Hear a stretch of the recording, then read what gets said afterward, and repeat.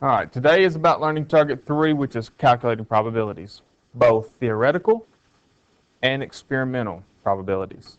And there is a difference, and we'll see that between 1 through 5 and number 6, theoretical. Now, I asked you to do the 1 through 5 to see what you remember from Algebra 1. So first thing, number 1, we're going to skip through the whole up here for a second. We'll come back to it. What's the probability of getting a yellow? Well, first thing you need is to know how many marbles you have in general. And there are 50, right? So to find the probability of a yellow, it was what? 20 out of 50, which reduces to, excuse me, 2/5 or 40%. I want both answers in your homework. The reduced fraction 2/5 and the answer 40%. What about purple? There aren't any purple marbles, so 0 out of 50, that would be your reduced fraction, good enough, and that's 0%. What about blue? 10 out of 50, which would be 1/5 or 20%. Not green, so anything but the greens, that'd be 45 out of 50, which reduces to 9 over 10 or 90%.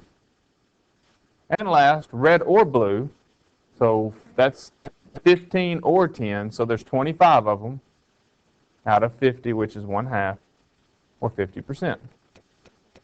So hopefully we remember that part, right? Feel pretty good about that? Thumbs up, sideways, give me some kind of feedback. What we got? Thumbs pretty good? Okay. The definition up here of probability in its simplest form is always the number of successes out of the total possible. And that's what you were doing. You were counting the number of successful yellows, 20, out of possible marbles, 50.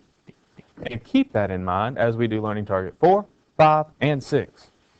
This definition of probability will work.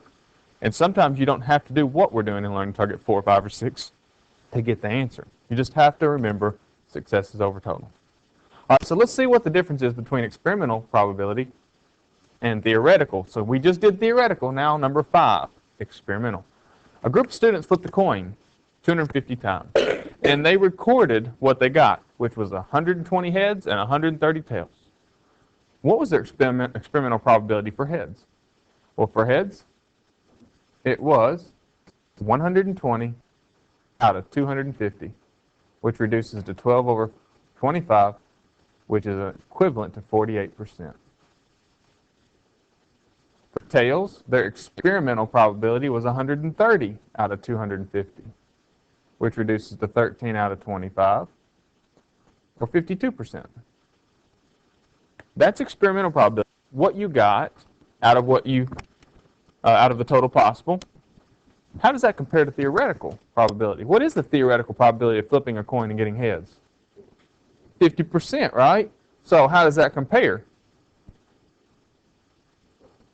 48% and 52%? That's pretty close, isn't it? Here's one way to look at experimental probability. Experimental, we only ran this experiment 250 times. That's not a whole lot of times, really. But if you kept running this experiment for an infinite number of times, what would you expect to see over an infinite number of times? A 50-50 split. 50% heads, 50% tails. I mean, it's like if I flipped a coin right now, just twice. If I flipped a coin twice, do you think I'm going to get one head and one tail? I don't have to, do I? But the more times I flip, the closer it will get to 50-50. Make sense? So that's the difference. All right, now these next two, completely new to you. So pay close attention on these, all right? It's still probability. It's just geometrical probability in this one. Number 7 is talking about a batter strike zone, depending on the height and the stance of the batter. What's the geometric probability that a baseball thrown at random within the batter strike zone, so it's got to be a strike, as shown in the figure below, will be a high inside strike, which is one of the harder pitches to hit. What's the probability that if the pitch is going to be in the strike zone, that it's high inside? Well, that probability, which I think you've already noticed, that probability of a high inside would be exactly what you said, Taylor. It'd be the area of hindside divided by, that's the number of successes, right? The area of the hindside divided by the area of what? The area of strike zone. I got to work on my penmanship again. Which those are easy areas because they're rectangles, right? So the area of the hind side is 4 times 6, 24. The area of the entire strike zone would be 17 times 22, which is 374. Since those are both even numbers, it will definitely reduce. And when it reduces, it becomes 12 over 187. You type it in the calculator, and it says 0.064 blah, blah, blah.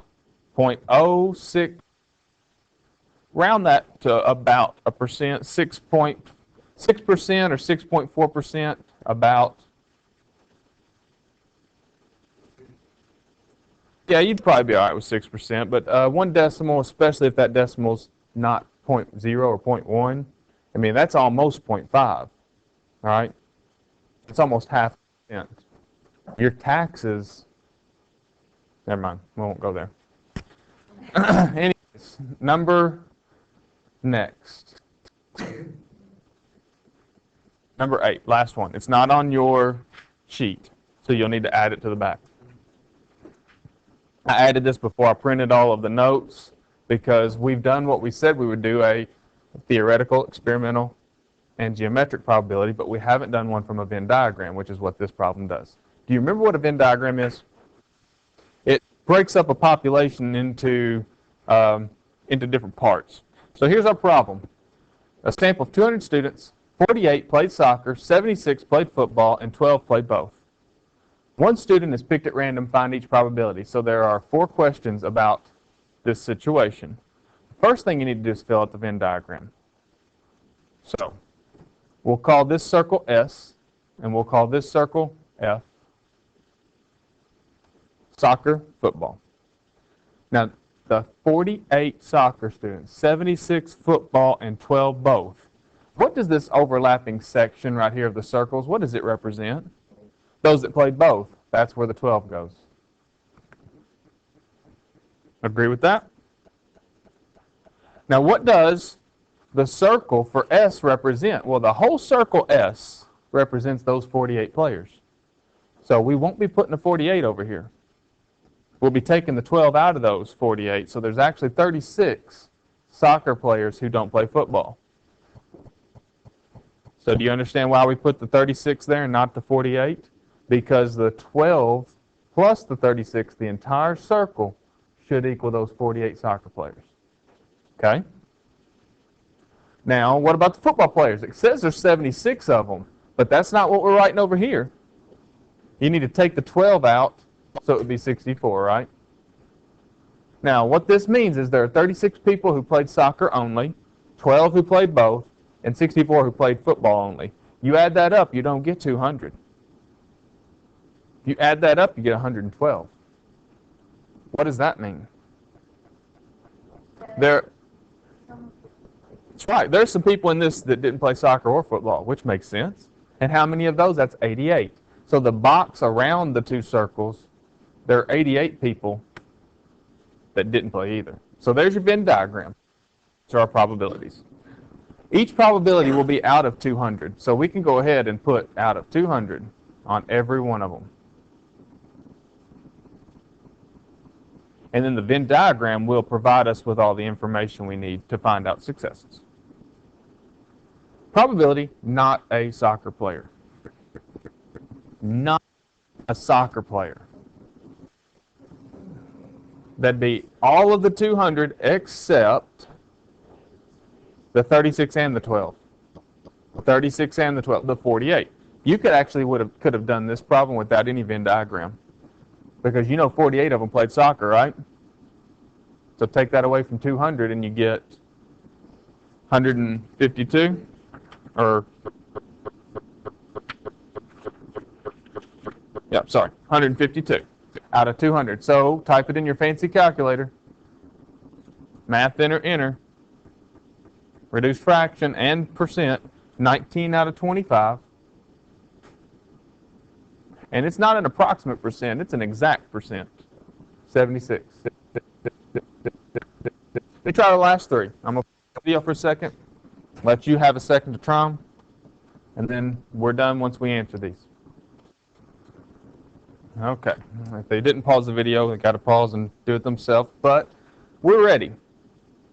Number 9, soccer, football, or both. How many people is that? Got 2 different answers being called out, 124 and 112, and the difference being if you counted those 12 in the middle twice. So be careful. If you add 48 plus 76, you're counting the 12 people that play both sports, you're counting them twice. So the answer would be 36 plus 12 plus 64 for 112. So be careful. If you add 48 and 64, you're adding the 12 people that are playing both sports. And that reduces to 14 over 25, which equals 56%. Number 10, neither soccer nor football. That's that 88, isn't it? That's the 88 that didn't play either sport. That reduces to 11 over 25, which is exactly 44%. And the last one, soccer. That's what that 36 is, isn't it? They play soccer, but they don't play football. That's the 36. The fraction reduces to 9 over 50, and it's exactly 18%.